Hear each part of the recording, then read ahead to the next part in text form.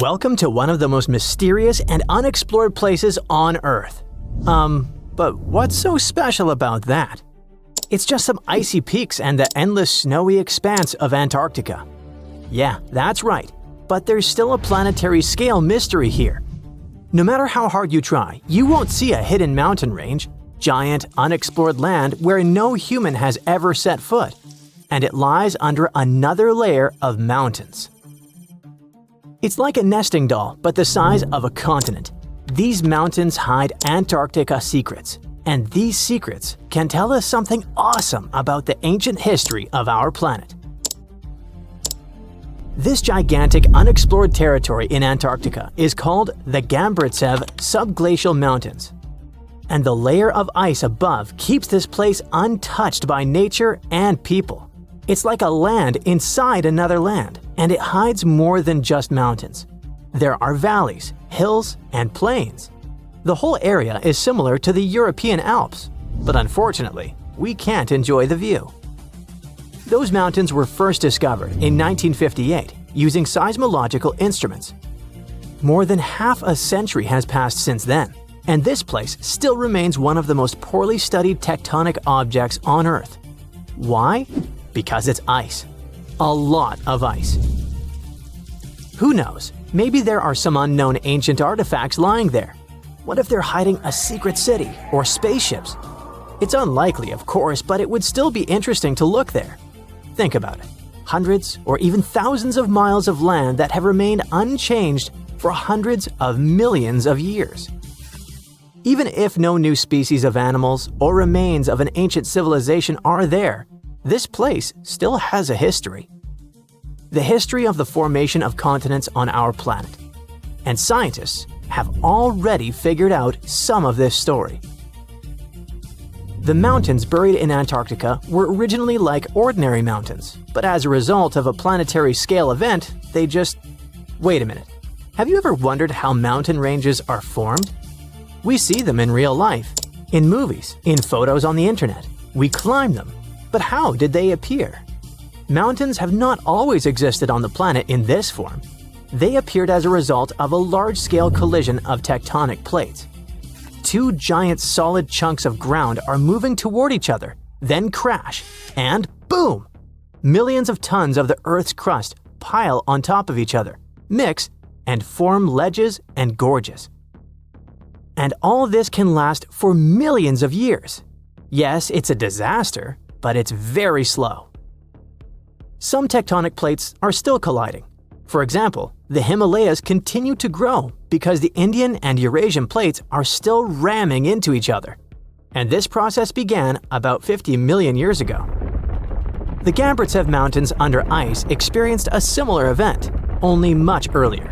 An article in the journal Earth and Planetary Science Letters says that they appeared during the formation of the supercontinent Gondwana. Two giant pieces of land were separated by a boundless ocean. But then, about 700 million years ago, they collided and formed Gondwana. This supercontinent included the territories of modern Africa, South America, Australia, India, and Antarctica. The giant pieces crashed into each other and released a stream of hot, partially molten rock. This mess grew bigger and bigger, forming mountains. The temperature of those mountains grew, their mass increased, and at some point, Gondwana became unstable. The supercontinent began to collapse under its own weight. The hot rocks below the surface began to flow sideways as a result of a process called gravitational spreading. Take toothpaste and start squeezing it out of the tube. Approximately the same thing happened with billions of tons of red-hot rock. Ancient mountains in Antarctica appeared right during this catastrophic event. You've just watched a visual simulation of global events that took place hundreds of millions of years ago. It looks cool, but how did scientists figure it out? How did they see this planetary scale destruction? If the Gambritsev Mountains under ice is one of the most unexplored places in the world, then how could people find out its origin? The answer is simple. Tiny particles of rock have told us about the changing landscape of the planet. These are zircons. but scientists also call them time capsules. This mineral is very handy and resistant to mechanical and chemical influences. It's difficult to crush, it doesn't get affected by erosion, and it doesn't dissolve in water. And there's uranium inside it. This chemical element shows scientists the age of the rock. The fact is that uranium always decays into lead at the same rate. Scientists look at the ratio of uranium and lead and determine the age of minerals with great accuracy. Okay, this sounds a bit complicated. Here's a simple example. Imagine that each mountain belt is a clock that starts ticking at the moment of its formation. That is, after the collision of tectonic plates. After the rock forms, uranium begins its slow decay. The more time passes, the more uranium turns into lead. The rate of this decay is always the same. This decay can last for billions of years. The less uranium is in zircons and the more lead, the older the rock is. And this is how it happens in practice. Geologists take several rock samples. In a lab, they crush it to extract crystalline zircons. Geologists then dissolve the particles in acid to separate uranium from lead. Then they use a special device, a mass spectrometer that accelerates atoms and sorts them by mass. This is a rather complicated process, but the bottom line is that this device shows scientists the amount of uranium and lead. They look at the ratios of these two elements and calculate the age of the rock. Geologists took zircons from sandstones near the Gambritsev Mountains, studied those particles, looked at the level of uranium, and calculated the chronology of mountain formation. Then they compared the data obtained with the history of our planet and realized that the mountains buried in Antarctica appeared during the formation of the supercontinent Gondwana. But how did they find out that the supercontinent included Australia, India, and Africa? Zirconia from those Antarctic rocks turned out to be very similar to zirconium from those countries. That is, a long time ago, these three continents were together. So, the Gambritsev Mountains began to grow about 650 million years ago. About 580 million years ago, they reached the height of the Himalayas, and 80 million years later, they experienced the melting of the Earth's crust. And while most of the mountain ranges on the planet were changing and collapsing, the Gambritsev Mountains under ice remained untouched. Water, soil, wind, earthquakes, gravity, and other natural forces destroy mountain belts. This process is called erosion. But mountains buried in Antarctica haven't experienced anything like this. The cold temperature and the ice sheet around them kept this range unchanged. It's one of the best preserved ancient mountain belts on the planet. Okay, but why do we need to explore these mountains? What difference does it make that the supercontinent Gondwana collapsed in the past? It's possible that plants, frozen bodies of insects, or ancient bacteria have remained preserved under thick layers of ice. What about ancient animals? Many species could have lived on Gondwana. Studying ancient mountains in Antarctica can show us what the planet looked like about 500 million years ago. When Antarctica was a green continent, what lived on it? What happened to this life? Is it possible to revive those ancient creatures after so many years? If scientists were able to calculate the date of the supercontinent's appearance using tiny particles, then imagine what they could find after examining this hidden mountain range. It all sounds very interesting. But there's one problem.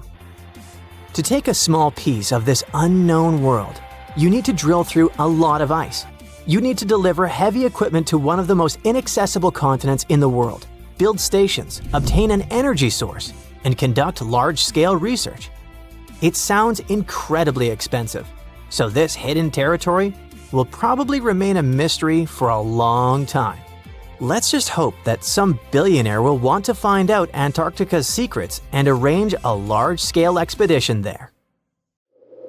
A vast expanse of white snow, freezing winds, lifeless landscapes, and weird, eerie signals seemingly coming from within Earth. These radio pulses occur in Antarctica, and no one can figure out what they are and where they're coming from. You see, scientists are running an experiment called ANITA, short for Antarctica Impulsive Transient Antenna. Basically, it's a bunch of detectors strapped to giant balloons and floating way up above the South Pole. Their job is to detect extremely high-energy neutrinos. How do they spot them? Right at the moment when neutrinos come into contact with ice and produce an intense, short burst of radio waves. Now, neutrinos are these tiny, almost massless particles that don't have an electric charge. They're everywhere, and billions of them are flying through you every second, even while you're watching this video. Neutrinos come from all over the place, from the sun, exploding stars, deep space, even from under your feet. The sun pumps them out non-stop as it fuses hydrogen into helium. Stars that are going off blast out huge bursts of neutrinos during supernova explosions.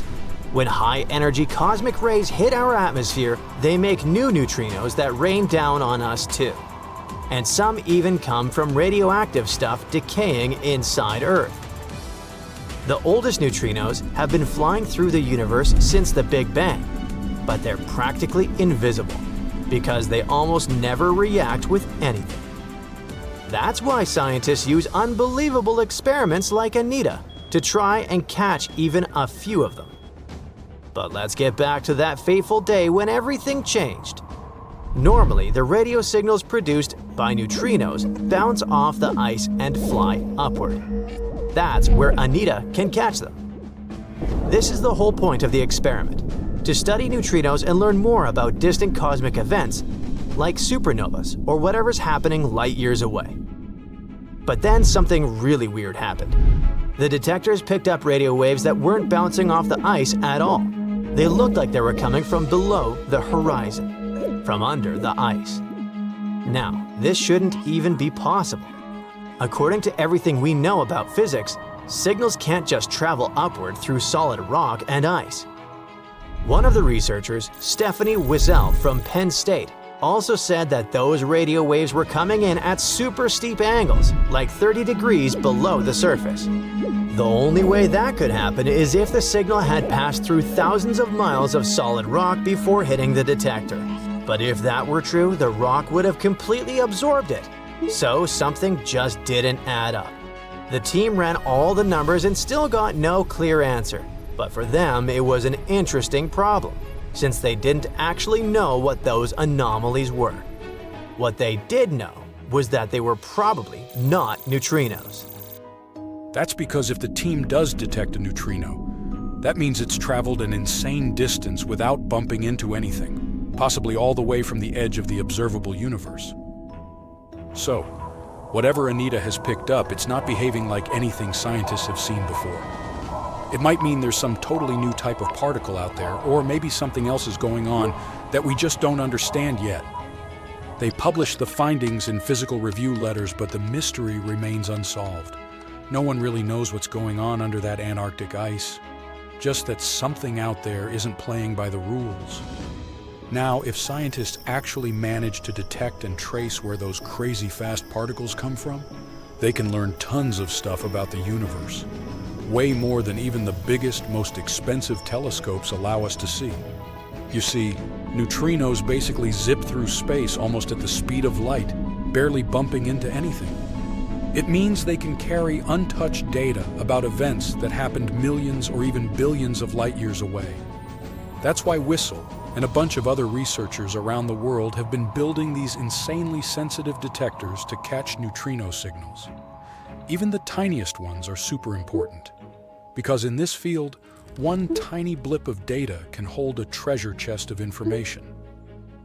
So, researchers have been designing setups in both Antarctica and South America to catch these rare particles. ANITA is one of those detectors, and Antarctica's the perfect spot for it. There's hardly any radio noise, there are no cities, no traffic, and no random interference. The setup is actually pretty cool. They attach a cluster of radio antennas to a giant balloon, send it a few dozen miles up into the sky, and make it float over the endless stretches of white ice. From up there, it points downward, listening for faint radio signals coming from deep inside the ice. When one of those super rare neutrinos, specifically a tau neutrino, hits the ice, it creates another particle called a tau lepton That lepton then shoots out of the ice and starts breaking down, losing energy and turning into smaller bits. That decay process gives off what's called an air shower, kind of like a spray of invisible sparks flying through the air. If we could actually see those air showers with our eyes, they'd look like someone waving a sparkler through the dark, bright streaks trailing behind as it moves. Studying the direction and pattern of these signals, the ones from the ice showers, and the ones in the air showers, scientists can figure out where the original particle came from. Usually it's super precise, kind of like bouncing a ball off the ground. You can predict where it'll go. But these weird new signals don't bounce the way they're supposed to.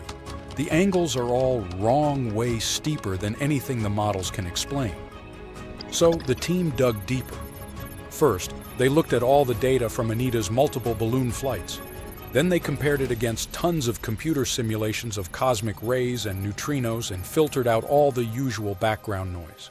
They even cross-checked their results with other experiments like the ice cube detector, which is also located in Antarctica, and the Pierre Auger Observatory in Argentina.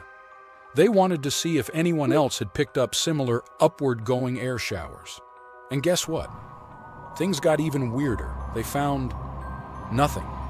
No other detectors had picked up anything that could explain what Anita had seen. That's why the researchers ended up calling the whole situation anomalous. It basically means, yeah, we have no idea what this is, but it sure isn't behaving like a neutrino. Whistle explained that the signals just didn't fit into the usual picture of how particles were supposed to act. Some people have floated ideas, like maybe it's some new kind of physics, or a hint of dark matter. Dark matter is basically that invisible stuff that keeps the universe from falling apart. It's everywhere. We just can't see it. Scientists have been trying to figure out what it actually is for almost a century, and it's still one of the biggest mysteries out there.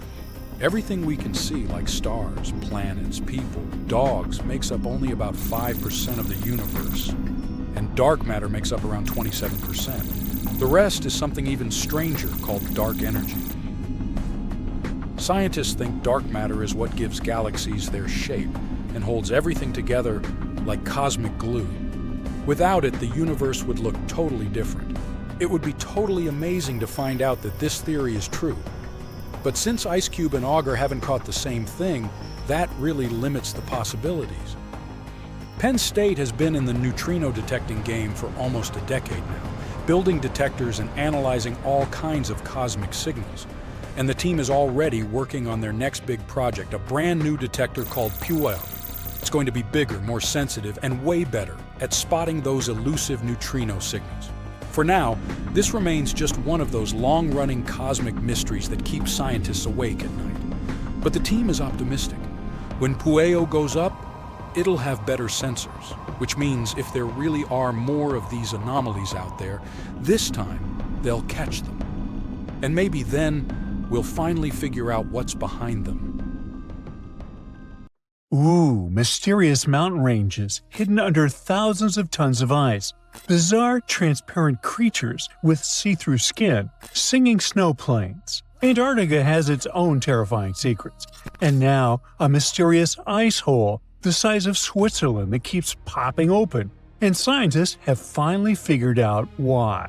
This hole, called the Maud Rise Polynya, was first spotted in 1974 and 1976 in the Weddell Sea.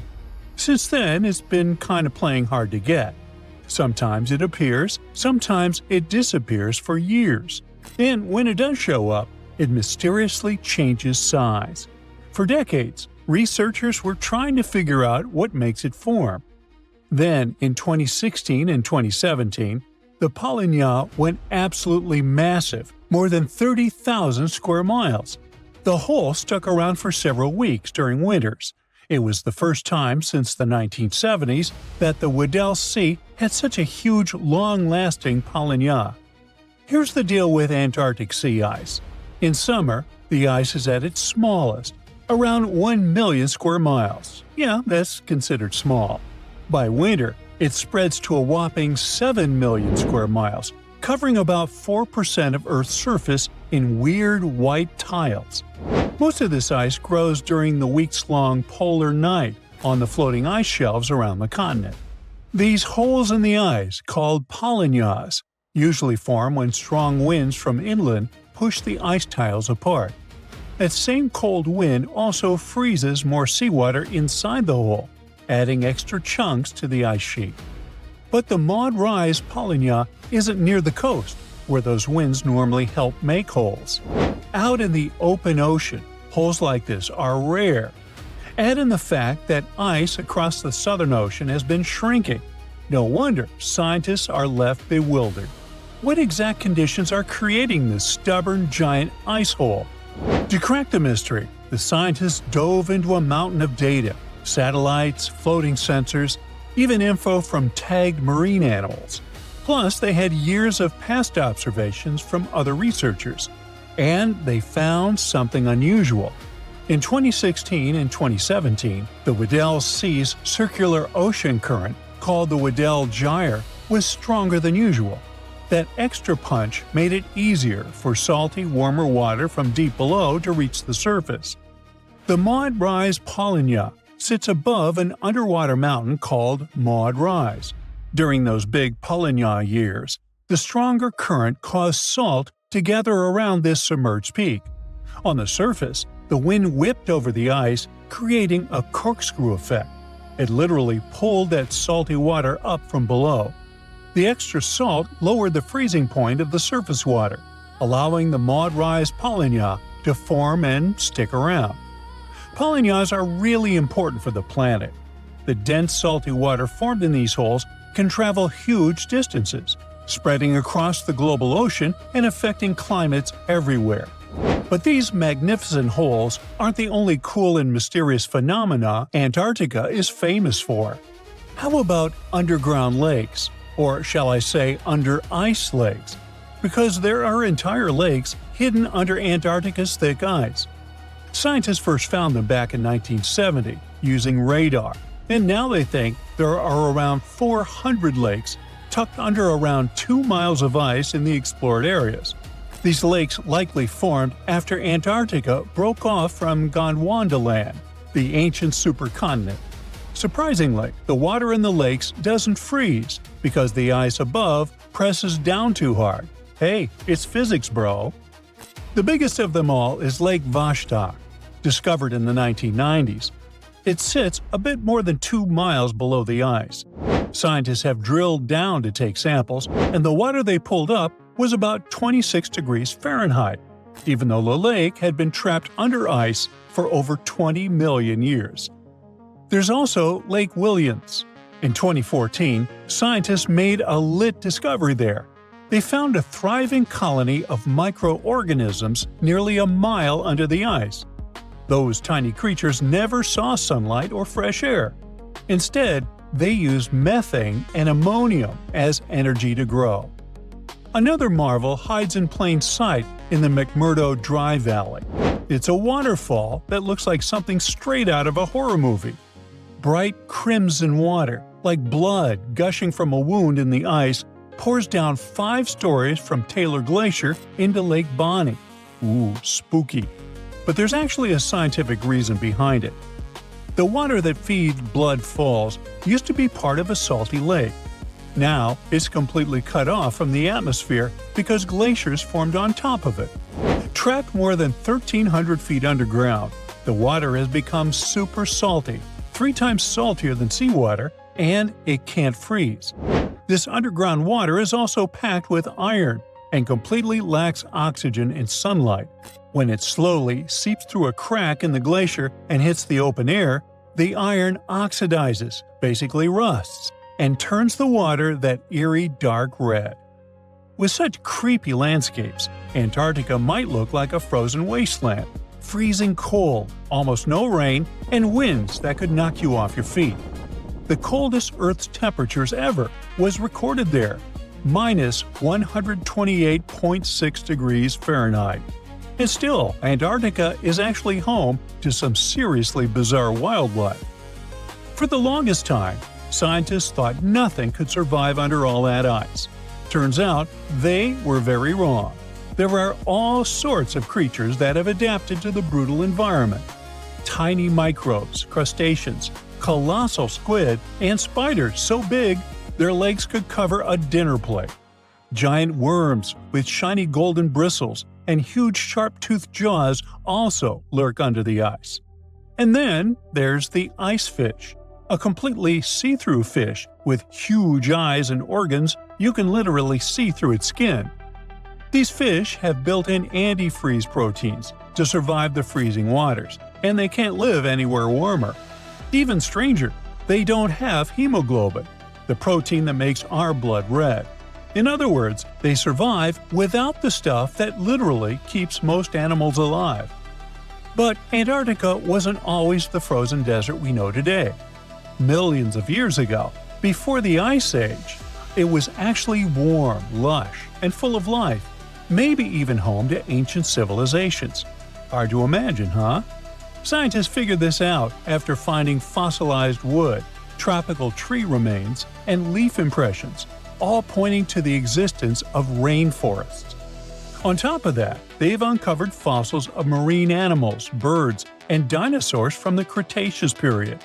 Even tiny creatures left their mark.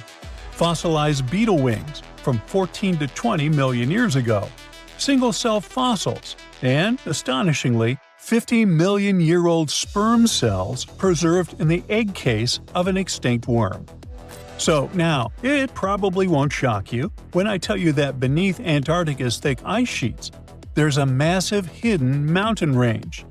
The Gamburtsi Mountains stretch for 745 miles and rise to almost 10,000 feet, about the third the height of Mount Everest. And all this is buried under between 6,500 to 13,100 feet of ice. The mountains were discovered in 1958. Scientists noted a thin patch of ice and some weird gravity readings while crossing the continent. Even though no one has ever seen those mountains directly, researchers use radar to map their shape and gravitational and magnetic readings to study them all the way to their base. Perhaps the craziest part is that the Gamburtsis are around 1 billion years old. So, in theory, they should have eroded away long ago. How they're still standing is a mystery. Most scientists think a frozen mantle beneath the ice might be protecting them from erosion, keeping this ancient range intact. And finally, Antarctica has its own soundtrack. The Ross Ice Shelf, the continent's largest ice shelf, is several hundred feet thick and spreads over 193,000 square miles, roughly the size of France. And scientists have recently discovered that this massive ice slab actually sings. The eerie melody comes from wind blowing over snow dunes, which creates vibrations in the ice and a nearly continuous seismic hum. You can't hear it with your ears, but seismic sensors pick up the mournful tune. In fact, it was discovered by accident. Scientists just installed special sensors to monitor other ice behaviors. Now, even cooler, the song changes depending on what's happening on the ice. Melting, storms, and shifting snow all tweak the vibrations. Researchers are now using this haunting melody as a kind of early warning system. They listen to it in real time to track the ice shelf stability and potential collapse. Giant vase-like sponges, otherworldly jellyfish, segmented worms covered with bristles, and large octopuses are the newest Antarctica discovery. Scientists found them after a giant iceberg had broken away, and it turned out to be a treasury of ancient life under ice. In January 2025, a huge iceberg the size of Chicago, called A84, broke off from Antarctica's George VI ice shelf, which is a large ice shelf about 280 miles long, 12 to 43 miles wide, and around 820 feet thick. In the summer, which lasts from November to late February, the ice shelf melts at the surface, and meltwater ribbon lakes form. They're elongated and ribbon-like. That's how they got their name. Anyway, when the iceberg floated away, it left part of the ocean floor wide open, and it was a spot no one had ever seen before. Scientists on the research ship Falkor 2 were nearby in the Bellingshausen Sea. As soon as they heard about the iceberg, they immediately changed their plans. They understood that it was a super rare chance to check out something unknown and amazing, like lifting a rock in the forest to see what's hiding underneath. The researchers used an underwater robot named Sebastian and explored the deep sea for 8 days. They went as deep as over 4,200 feet. Down there, they found a hidden ecosystem. There were big corals and sponges literally packed with sea animals. A whole world under the ice. The researchers thought they'd find some life down there, but they didn't expect to see so much. And this underwater ancient life wasn't just surviving, it had been thriving in that harsh, icy place for a really long time. Anemones that looked like fluffy little trees, sea spiders, ice fish, octopuses. The research was live streamed to scientists from all over the world, and those live streams are actually in open access. The coolest thing was that some discovered creatures seemed to be new species. Yes, there are probably new species in Antarctica in 2025, and some might only live in this region. That's because Antarctica isn't just really far away. It's been cut off from the rest of the world for millions of years. The Antarctic circumpolar current surrounds it, like a big water moat surrounding a castle. But even if it turns out that those species are not new, the scientists have still found snails, worms with bristles, crustaceans, like tiny crabs and shrimp, and a species of the phantom jellyfish. Those are super rare and look otherworldly. Their official name is too complicated, so let's just call them the giant phantom jelly. This jellyfish is huge. Its bell, the round umbrella part on top, can be more than 3 feet wide. It has 4 long arms that trail behind it. Each one as long as 33 feet, about as long as a school bus. Scientists first caught one way back in 1899, but it took them 60 years to realize it was a totally new kind of jellyfish. The phantom jellyfish has a see-through purplish body that looks kind of ghostly. Instead of normal jellyfish tentacles, it has these ribbon-like arms that help it catch food and pull it into its mouth right in the middle. Even though jellyfish don't have brains like we do, researchers watching the giant phantom jelly noticed something surprising. The otherworldly creature seemed to move its arms very carefully and with control, especially when swimming through tight spaces on the seafloor. It looked like it was being very cautious and deliberate. Ugh, creepy.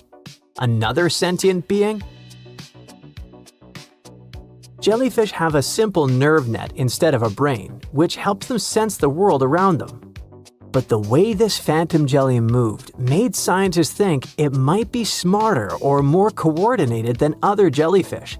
Studying it can help scientists learn how animals without brains still manage to explore and survive in tricky places underwater. Another cool find was little worms called bristleworms. Scientists call them polychaetes. But let's stick with bristleworms because it kinda sounds fun. Lots of different kinds of them live in super cold, deep parts of the ocean. Bristleworms have bodies made of many segments, and they have tiny little bristles all along their sides. These bristles help them move around, feel what's near them, and even protect themselves from danger. One cool example is the Antarctic scaleworm. It's a type of bristleworm that lives in really cold, deep waters and has shiny, golden bristles that make it look pretty fancy. During Antarctic deep-sea exploration, the team also found giant sponges shaped like vases. Usually, sponges grow very slowly. So to get that huge, they must have been growing there for a really long time, maybe even hundreds of years. Their size shows that the deep-sea animals living around them didn't just move in recently. Those sea creatures have been there for decades and managed to form thriving communities under the ice. So, it really was ancient life hiding under all that ice. And that surprised scientists a lot. In older studies, people used to drop cameras through holes in the ice or visit iceberg areas long after the ice had broken off to explore hidden ecosystems. Back then, they mostly saw bare, empty seafloor with just a few living things. But this time, the team arrived just weeks after the giant iceberg broke away, and they got to see what was hiding right underneath it. The first 9 miles behind the ice shelf can hide rich and busy ecosystems. The area is dark, cold, and hidden for ages, and still, all kinds of creatures live there. This shows that life can survive in places that seem too harsh or frozen for anything to live. On the other hand, finding all this life down there isn't super surprising. Lots of animals live in dark, cold places underwater, so it makes sense that they'd be under the ice shelf too. The ice kind of hides them and keeps them safe from anything going on above. But what's weird is how many different kinds of creatures live there, even though it used to be a really closed-off space. It actually looks a lot like the seabed in parts of Antarctica that don't have ice on top. How can that be? Usually, tiny plants called phytoplankton grow near the surface where sunlight hits. Little shrimp-like animals called krill eat those plants at night. When krill get full, they sink down and bring food and nutrients to the ocean floor. Even their waste helps feed the deep-sea creatures. But if there's a huge ice cap above, sunlight can't get through, so no plants can grow there and no krill bring food down that way. Scientists thought this would mean less food and fewer animals down there, but they found a lot of life anyway. Turns out, food and nutrients probably sneak in under the ice, carried by underwater currents, kind of like rivers flowing under the ocean. Scientists found some animals that lived a long time, so it looks like those currents, which mostly come from melting glacier water, bring enough food to keep the ecosystem healthy and full of life. No one really knows what's going to happen to all that deep-sea life now that the iceberg has floated away. Those creatures have lived under the thick ice for who knows how long, in super stable, pitch-black conditions. Obviously, they're not exactly fans of change, so losing that icy roof might totally mess with their whole setup. One of the scientists mentioned that the ice shelf the iceberg came from has been creeping backward, like 25 miles over the last 50 years. That's a part of a bigger pattern. Antarctica's ice is melting faster and faster, which pushes sea levels up around the world. That's why this Antarctica discovery matters. The team's trying to figure out not just what's happening now, but how this hidden ecosystem fits into the bigger picture. If we can understand how this place is changing over decades or even centuries, maybe we can predict what's coming next. And it's pretty amazing that breaking ice can tell us so much, right? Scientists just discovered a lake in Antarctica that flips everything we thought we knew about life on Earth. They drilled through thick ice and found liquid water where everything should be frozen solid. And inside this water, there is life. I mean actual living organisms thriving in the dark, untouched for ages. The story starts with an expedition that added a new, super important spot to the Antarctica map. Between November 2019 and January 2020, researchers trekking across the frozen desolation reached an area called Enigma Lake. They thought they were walking over a huge slab of solid ice, but their gear showed something different. So they used a powerful drill to get through the ice, peered beneath layer after layer, and detected at least 40 feet of liquid water trapped under the surface. They came looking for a rock, but found a hidden world under ice in this Antarctica lake, where they would least expect it. The scientists were shocked and didn't stop at this discovery. They wanted to know where all this water came from, because in this part of Antarctica, the climate is ruthless. Extreme temperature, low precipitation, punishing winds, and solar evaporation aren't exactly perfect conditions for a lake. Any fresh water was supposed to have dried up long ago, so there had to be a source for refills for a subglacial lake in Antarctica like this one. The researchers looked at the chemical composition of the salts and dissolved materials in the water. They noticed some patterns that pointed to a source. It looked like the nearby glacier was feeding the lake via some underground pathway nobody expected to exist. So there it is, an amazing Antarctica discovery hidden beneath ice, fed not from rain or surface melting, but from an underground flow that circles the Earth in silence. And because of that, when the team drilled deeper, they didn't just find water, they found a secret ecosystem. Life, where they thought there couldn't be any. Now, by life here, I don't mean the kind that waves at us. I mean tiny creatures, tiny structures, microbial communities that evolved in isolation, shielded by the ice, and pretty restricted to their hidden home. They cover the lake bed in microbial mats, not just blobs of algae, but complex, carpet-like mats of microorganisms. Some mats look like thin, spiky coverings, others like thick, crumpled carpets, or even tree-like structures up to 15 inches tall. And these formations, looking straight out of a sci-fi movie about life on distant planets, aren't random specks of DNA floating in water. They are thriving, building structures, layering, changing over time. So the lake bed is kinda like a forest floor, only it's dark, cold, and covered by ice. If life can flourish under 45 feet of ice in near darkness, maybe our ideas of where it can exist need updating. And we don't know what happens when we disturb this hidden lake ecosystem. What if we inject humans, machinery, or even our breath into the mix? These microbes have lived isolated for who knows how many millennia, maybe even millions of years, without any exposure to the world above. If humans mess with them, these organisms could be at serious risk when they meet microbes they had never met before. The lake could get contaminated, and its ecosystem could change for good. As we step into this new territory, we must be extra cautious. After all, the entire Antarctica is like a book of secrets of evolution, adaptation, and survival that we must read carefully. This continent keeps surprising us. Animals that were never seen before turn up in its remote corners, from bizarre sea creatures to ice-loving insects you didn't know existed. For example, the ice-loving sea anemone scientists spotted hanging upside down from the underside of the Ross ice shelf. It looks like a delicate flower glued to the ceiling, waving its tentacles into water as cold as a bad breakup. Researchers steered a robot under the ice and found a brand new species. Then there's the celebrity newcomer with serious red carpet energy, the Antarctic strawberry feather star. This floating pom-pom can have up to 20 arms. It got its nickname because the body looks, you guessed it, strawberry-ish. And oh, I guess Antarctica is the last place where you'd expect to see a fish nursery, but it has the largest known one in the whole world.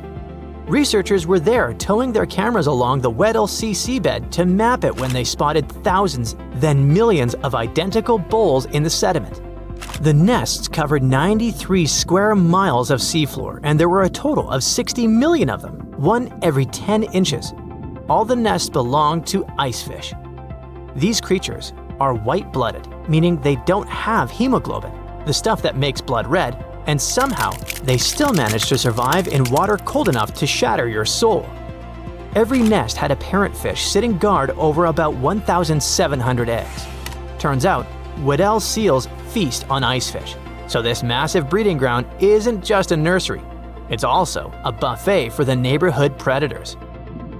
And speaking of buffets, the icefish themselves feed from a warm upwelling that pulls up nutrients and microscopic zooplankton. It's all pretty cool that the icefish colony has a hard edge, a literal line in the sand. The edge of that border matches perfectly with the outer rim of the warm upwelling, which looks like a carefully crafted evolutionary trick. Another Antarctica discovery that shocked scientists wasn't a cool-looking fish or a dinosaur bone, but something probably even more important for science: bubbles. Tiny ancient bubbles trapped inside what might be the oldest ice ever brought up to daylight, nearly 1.2 million years old. Before this discovery, researchers had recorded climate history going back 800,000 years, but they wanted more.